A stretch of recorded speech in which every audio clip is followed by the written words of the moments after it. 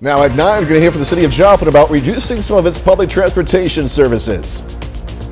What exactly is the Trump effect? And is it helping GOP candidates or hurting them?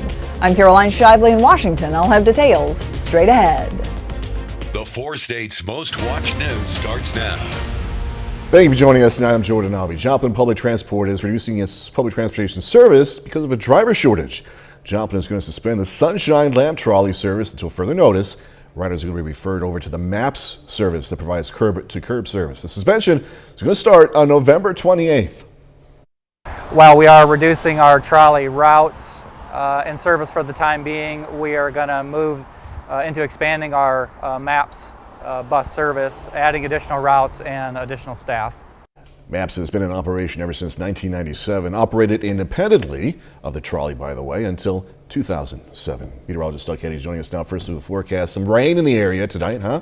Yeah, we have showers, thunderstorms, which have been increasing, mainly just light showers at this point in time through the metro, but rain's really going to pick up throughout the overnight hours. 78, 66, the numbers today.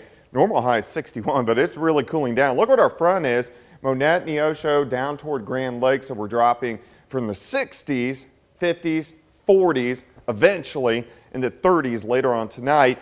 And behind the front, look at all the showers, look at all the thunderstorms.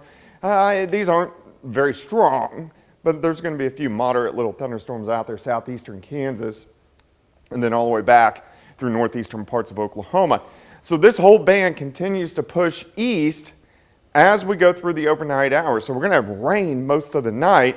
It will start to dry out in the morning, but we're going to be into the mid-30s. Of course, we're going to look at this system and down the road here in just a bit. Doug, thanks so much. Galena High School is treating local veterans breakfast, performances from the band and choir. Now, for 26 years, Galena hosted a veterans celebration where students get to meet a local veteran, put on a performance showcasing patriotic music. Happy to have our Veterans Assembly back in action again. This is our 26th year putting on a program. We missed a couple years during the COVID times, but our social studies teacher, our junior teacher, Derek Hunt, and his kids, the junior class, put this program on for veterans every year, and we're really happy to have it back. Students also made posters and flyers to show their support for our local veterans. The American Legion Post 13 in Joplin also honored veterans today by doing this. Volunteers with the post took some time to plant American flags on the graves of veterans at Peace Church Cemetery. This today, that we want to honor everybody that's in the military, regardless of whether they're serving today or they've passed on, which is the ones we're going to honor today here, is the ones that have passed on, and they give their lives, maybe not necessarily in battle, but they give their lives because they served. You can find more information, Veterans Day events specifically, on our website. That's KOAMnewsnow.com/events. A 4-day school week could happen in Baxter Springs, Kansas. And tonight, parents and students were invited over to the high school to hear more about a 4-day school week and what that would entail. Now, these are only preliminary discussions. Really, the main purpose that the message that I'm trying to get out is the recruitment of teachers and the retention of our teachers is vital these days, because I think the number of teachers available every year and the number of applicants that are out there, we've just noticed a trend of that's dwindling each year. There's going to be another meeting open to parents and students next week, 6 p.m. at Central Elementary.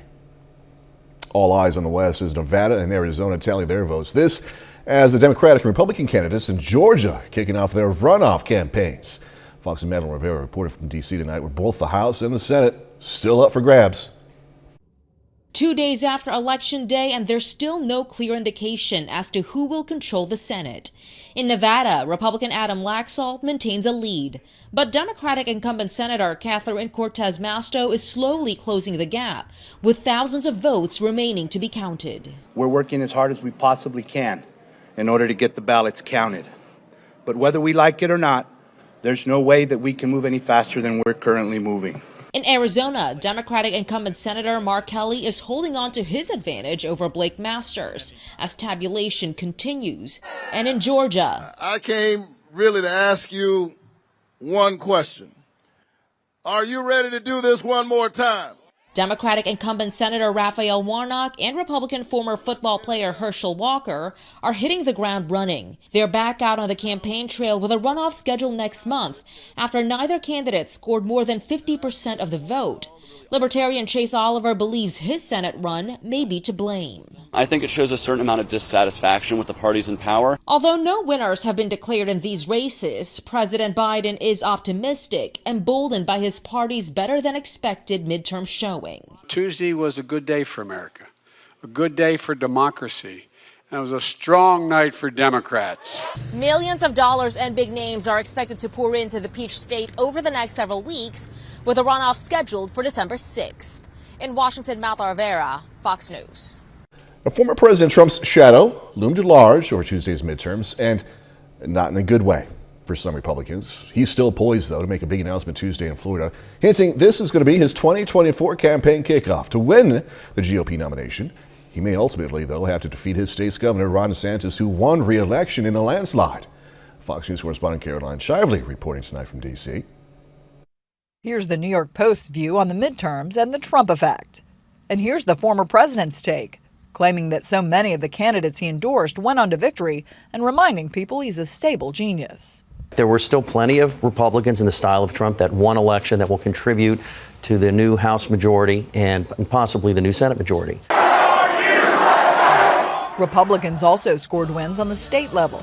Florida Governor Ron DeSantis, a potential presidential nominee in 2024, easily won re-election. You look at Florida, you look at Governor DeSantis, you look at Miami-Dade County, you see the way the Latino vote moved in Florida. That's the blueprint that Republicans need to take. President Trump is set to make an announcement on Tuesday, perhaps about a 2024 run, potentially setting up a primary against DeSantis and a general election rematch from 2020.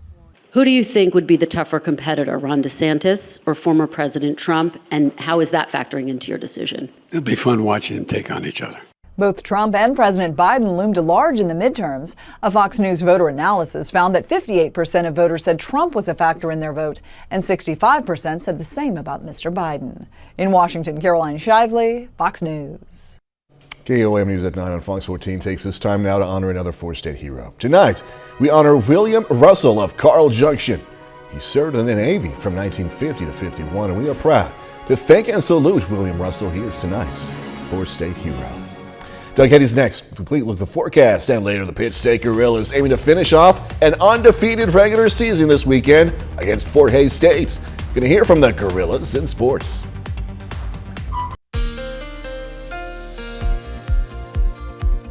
Well, it turned out to be a warm day once again. Most of us topped out into the upper 60s, 70 degrees, a lot higher than that in other spots. But we had a lot of clouds all day long, and it looks like we're going to continue to hold with the clouds with showers increasing over the next few hours. Already through the metro, we do have some light little showers, but showers and thunderstorms as we go through the overnight hours.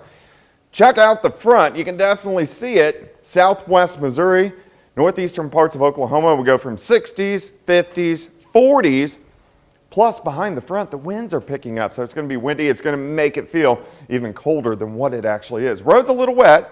7th and range line sitting at 51. Northerly winds at 20. Humidity is at 77%. As we go through the night, showers, thunderstorms all night long.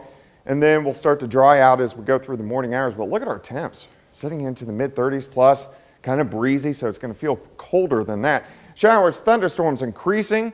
Kansas, Oklahoma, where you see the yellows and the oranges, that is heavier amounts of rain. So some moderate showers and thunderstorms. Nothing really too strong or severe, but you can see some pretty good thunderstorms once you get down through northeastern parts of Oklahoma. So moving in off toward the north and to the east, but you can see just to the west of Fort Scott, Yates Center, Iola, Chanute, Erie, all the way down near Cherryville, a little cluster near Oswego, just to the west of Columbus. Track a little farther toward the south. Here's Miami, so rain's increasing on your doorstep. And then a stronger thunderstorm once you get down across Nowata County and then heading over toward Bartlesville. So we are going to have thunderstorms throughout the overnight hours tonight. You can see this covers a lot of real estate. You got Nicole down here, these thunderstorms here, blizzard going on in North Dakota. All right, let's go through time. During the overnight hours, here's 10:30. Showers, thunderstorms working into the metro, at least heavier showers and thunderstorms by midnight, right through the heart of the four-state area. By 2 or 3 o'clock in the morning, the heaviest rain now pushing into southwestern Missouri. And then as we get into the early morning hours, we could even mix in with some sleet across the region as our temperatures really cool down as we drop back into the 30s. So you can see our rain chances very high through the night, and then they start to taper off as we get into the morning hours. Rainfall amounts, I think most of us will pick up a quarter, half an inch, but there is going to be 3/4 of an inch upwards to an inch in spots, which we definitely need. Once we get rid of this system tomorrow, we get some sunshine, clouds will filter back in late in the day, but look at this, our temperatures, they really just don't go anywhere. 36 in the morning, 39 by noon. High temp, 43, 40 by 5 p.m., so kind of chilly. 43 tomorrow, 44 Saturday, 50 on Sunday. Second half hour, we're going to look at the winds because those are going to be increasing. We're going to look at our football forecast for tomorrow. We're going to look at maybe a little bit of snow in the forecast, so stick around. I'll hold off my question. I was going to ask about accumulation. Okay, you can ask me. Accumulation? Well, you can ask me in the second half. Okay, all right. Okay. Coming up, more damages in Florida. Nicole's powerful storm surge has sent multiple structures into the ocean. I'm Nicole Valdez in Palm Beach. I'll have the latest coming up. Tropical storm Nicole pummeled Florida today. It's expected to weaken as it moves out across the southeast. Fox weather correspondent Nicole Valdez has more.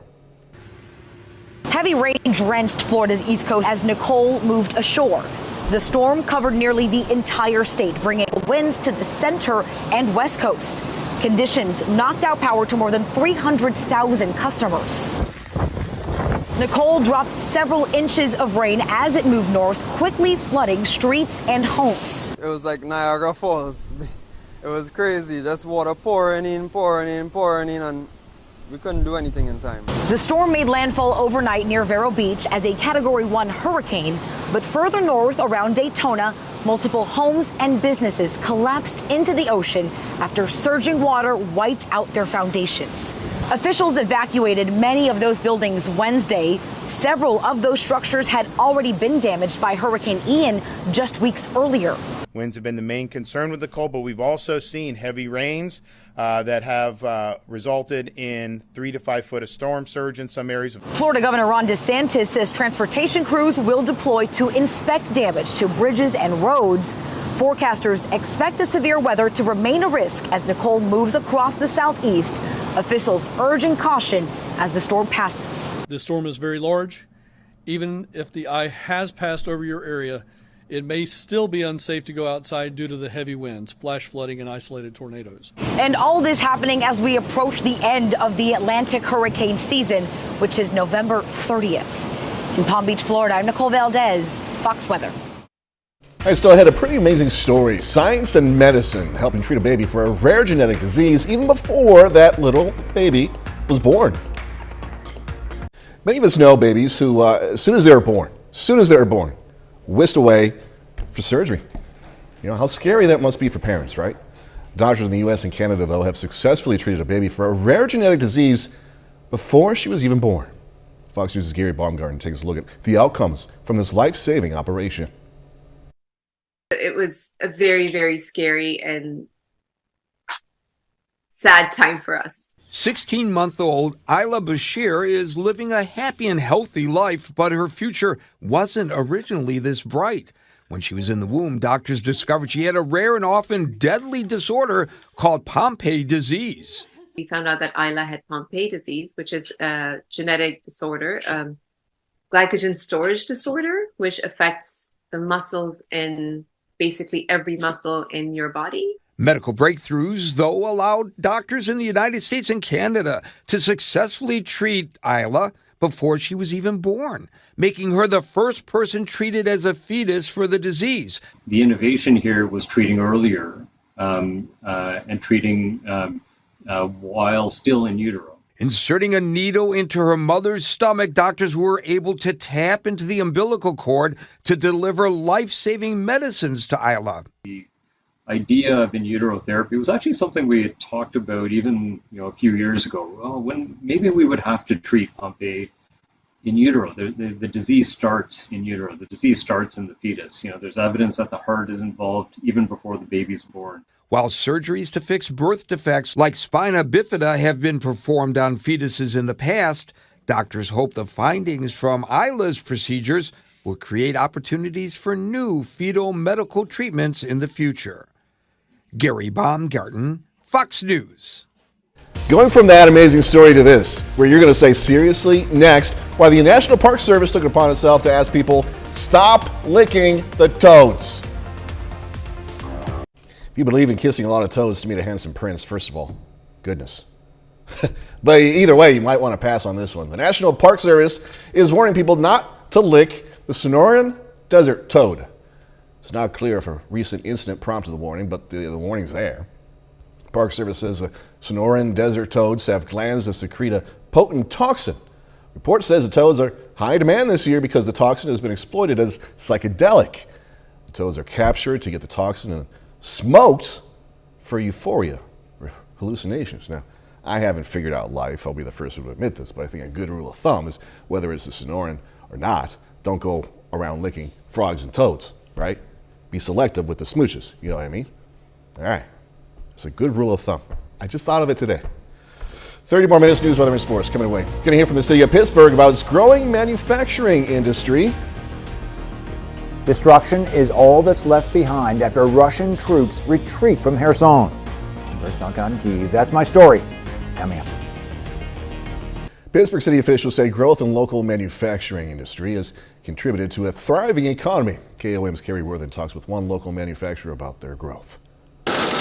We started looking at expansion and started getting really excited about expanding here in Pittsburgh, Kansas. And we started looking into the market and doing making some changes that we thought could grow the business. Unfortunately, they've worked out.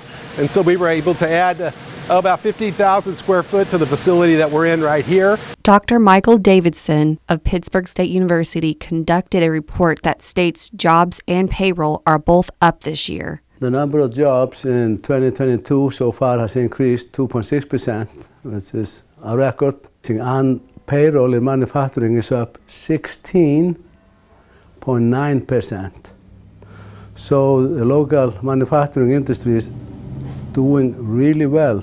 Several local businesses have recently expanded their footprint in Pittsburgh and added jobs including Avell Enclosure Systems, Eagle Picture Technologies, Kindle Packages, Vinylplex, and U.S. Awards, to name a few.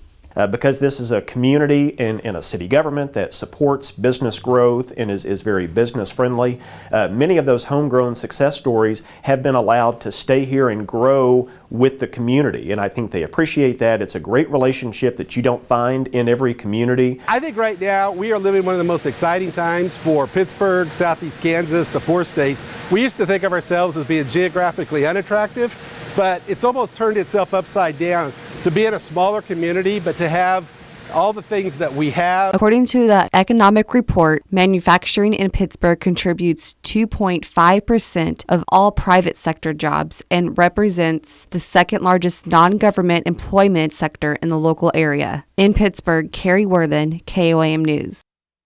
Pittsburgh manufacturing has outperformed the national manufacturing industry, which is not yet fully recovered even from the pandemic. To read the full report, you can go ahead and visit our website, KOAMnewsnow.com. A Missouri organization is providing support to several local organizations, other organizations. The Missouri Children's Trust Fund announced more than $19 million in grants for 59 Missouri-based organizations. 12 of those agencies are in Southwest Missouri. It includes the Children's Center, Children's Haven, Jasper County CASA, Rafa House International, and the Alliance of Southwest Missouri. Rafa International has been a recipient of this funding about $462,000 for expansion of local trauma counseling services for children right here in Southwest Missouri. All of the organizations that received grants work to prevent child abuse and support children in need. Missouri Southern's nursing department has a new way to train our future healthcare workers. The department held a ribbon cutting today for its new virtual reality simulation lab. It includes headsets, controllers, and access to a library of more than 200 virtual reality scenarios designed to allow students to work on different skill levels. because an average Oculus goggle costs between $400 and $500, and then the application is relatively inexpensive and is a resource that students can use throughout the program. So, we need to be good stewards of our students' resources and tuition dollars, so that's one of the big advantages of virtual reality. New VR lab, by the way, was paid for by an anonymous donation made with the intent of supplying students with innovative technology. So McDowell County students had a virtual lesson on operating heavy machinery. Agriculture students got behind the controls of an excavator thanks to a simulator. Students say it was a pretty awesome experience. I think it helps because you're not putting somebody, there's not the stress and the pressure of the actual machine. You get to do it in a controlled environment at a specific time, and they get to experience a pretty close simulation of what it is like on a job site without being on a job site. School officials say they plan to bring this simulator back next spring, allowing students to experience working in a bulldozer. An unusual twist in an Arkansas gambling case. A Green Forest man recently charged with operating a gambling house is now being sued by the business that supplied him with the machines. He's been linked to 4 of the houses across 2 states. Reporter Noah Tucker has an update from Harrison. More than 2 months ago, officers with Harrison PD and the Drug Task Force raided Platinum Internet Lounge in Harrison, seizing 33 slot-type machines and upwards of $50,000 in cash. The people that you would see going in there, they're obviously just, the clientele was always very, very sketchy. Several businesses around there say they've had issues with the lounge bringing unwanted guests to the strip center. Some problems we've had is just kind of people trying to break into cars.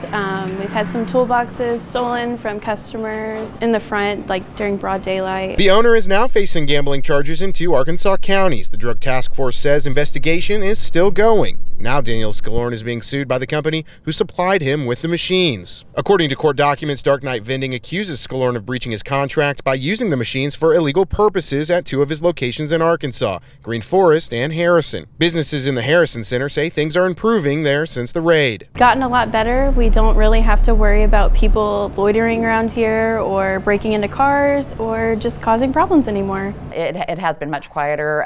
The traffic down there has lightened up. You don't see people coming in and out all day long. Court documents show that multiple locations operated by Scalorn have been closed for the time being, including several in Arkansas and one in Nixa, Missouri. As for the neighboring businesses here, they hope it stays that way. I don't think that there's a way that that's legal. It feels much better now that they are gone. We don't see those type of people down there, on the other end of the building anymore.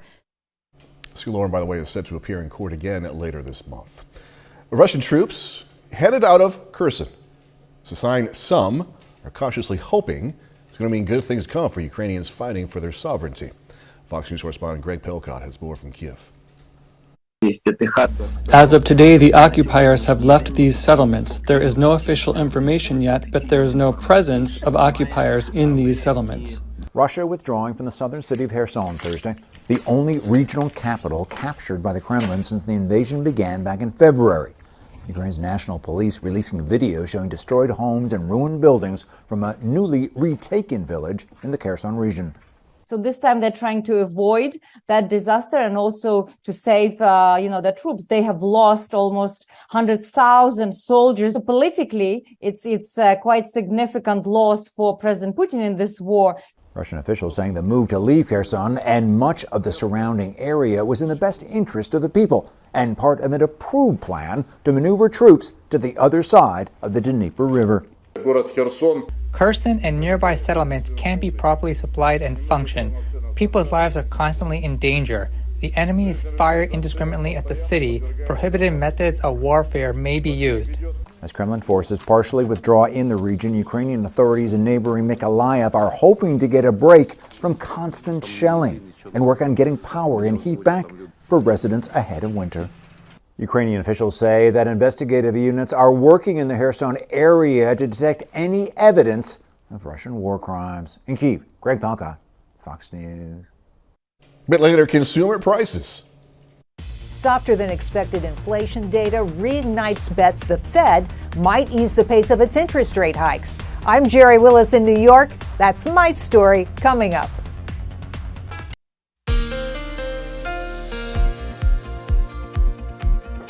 Well, it definitely turned out to be a warm day once again for us today. 70s for highs, and then a strong cold front has been rolling through over the past several hours. So we are dropping quickly. We're getting some showers, some thunderstorms with it. Nice shot, Indigo Sky Casino and Resort Indigo, just outside of Seneca, Missouri. But you can see the front, really Monette, Anderson, to about J. You have 60s, you have 50s, you have 40s. Eventually, we're going to go down into the 30s later on tonight. Now, along and behind the front, we have showers and thunderstorms. Because it's behind the front, that's why we aren't seeing anything too strong or severe. But there's a few little good thunderstorms out there. You can see the cluster southeastern Kansas, not a whole bunch in the metro, and then these extend back into northeastern parts of Oklahoma. So Pittsburgh starting to get into the action. Columbus, just to the west of Joplin. So it is working into Cherokee County. Here's Fort Scott, Iola Chanute Yates Center, Parsons, scattered showers and thunderstorms, extending south, Pittsburgh, Oswego, knocking on the door in Columbus. A little stronger storm once you cross the state line into Oklahoma. So here's Craig County, Nowata County, and then that extends back to the south, just to the north of the Tulsa metro area. But you can see all the showers and thunderstorms right across the Central Plains. So this has got to work through for us tonight. Here's 11 p.m. Heavier rain slowly advancing east. By 1 a.m., right along the I-44 corridor. By 2, 3, 4 o'clock in the morning, heaviest rain gets into southwestern Missouri. Kansas, Oklahoma starting to dry out slowly. But on the backside, look at the temps into the 30s. Could see a few sleet pellets kind of mixed in. And then most of this rain is going to be out of here by 7 or 8 o'clock in the morning. And then we'll get a little bit of sunshine back as we go through the daytime hours tomorrow. But it's going to be chilly. So here's noon, sunshine, clouds work back in tomorrow afternoon, highs only until lower 40s. We get clouds, even a few snow showers in our far southern counties tomorrow evening. That should mainly stay just to our south. We clear out tomorrow night. We drop all the way down into the 20s for overnight lows. And then by Saturday, sunny skies back into the lower 40s for highs. So our day planner, 30s in the morning, lower 40s in the afternoon. That's it. If you have any playoff four-state Friday night games, we're going to call it personal foul weather. Temperatures into the 30s. Plus, it's going to be a little bit windy. Look at these wind gusts tonight, 30 to 35. And still, even tomorrow, winds are going to be gusting 15 to 20 miles per hour. Let's jump ahead. Next system behind it is mainly going to take a southern plains track, but you can see it gets close enough to us that we could see a few rain and snow showers. But right now, it looks like mainly in our southern counties, but something to watch. 43 tomorrow, 44 Saturday, 50 on Sunday. Rain, snow showers, mainly to our south Monday, but temperatures, they stay chilly for the next week. So really no accumulation, right? And that's good news. It doesn't look like it right now. Yeah, okay. But you can ask me tomorrow. Okay. That makes me scared. You know, when you end a sentence that way? Yeah. That always worries me. All right. All right, well, see you later. Common antibiotic is in short supply at a time of year when many children need it. Experts say the shortage of amoxicillin is concerning, given the unusually high amounts of respiratory viruses spreading right now. Dr. Malika Marshall explains. As cases of RSV, the flu, and COVID are increasing, so are concerns about treating secondary bacterial infections children can develop that require antibiotics. Amoxicillin is related to penicillin. It's one of the most commonly used antibiotics, particularly in children, and it can be used for conditions like sore throat or ear infections. The FDA recently added amoxicillin oral powder to the drug shortages list, citing increased demand. Pharmacists use the powder to make the liquid type of the medication that's easier for kids to take. To have a shortage on something like that's pretty shocking. Pharmacy owner Clarence Sullivan says parents can call around to see what pharmacies have the drug in stock. We don't have certain medications like amoxicillin even available to us, so it's a search and find for patients at this point. If you're not able to track down amoxicillin at one of your local pharmacies, is to ask your pediatrician or doctor to prescribe an alternative. CBS News medical contributor Dr. Celine Gounder also says not all infections need antibiotics. Only bacterial infections will respond to an antibiotic. unnecessary exposure to antibiotics breeds resistance to those antibiotics. And particularly when we're in the situation of a shortage, we should use those antibiotics carefully. The FDA says it's working with approved manufacturers to help prevent drug shortages. By the way, amoxicillin is also used to treat bacterial infections involving the skin and urinary tract. Coming up in sports, a big opportunity this weekend for Pitt State football, plus a trio of local softball standouts signing to continue their careers in college. Jacob Leonard joins us with that and more next.